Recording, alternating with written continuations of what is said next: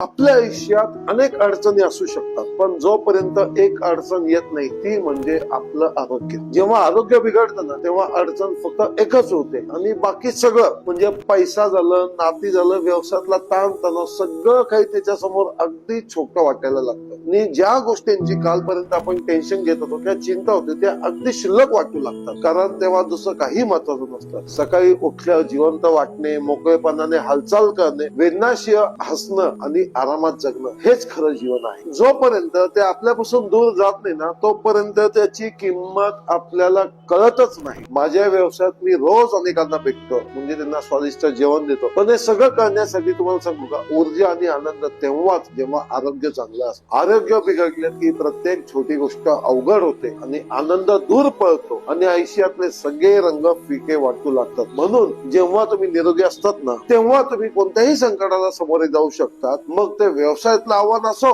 किंवा वैयक्तिक असो, त्याशिवाय छोट्यातली छोटी लढाई जिंकणं सुद्धा अशक्य वाटतं. आणि त्याची किंमत कळण्यासाठी ते गमवण्याची वाट पाहू नका. आत्ताच त्याची काळजी घ्या, त्याला जपा. कारण उत्तम आरोग्य असेल तरच आयुष्यातला प्रत्येक क्षणाचा, प्रत्येक चवीचा आपल्याला खरा आनंद घेता येतो.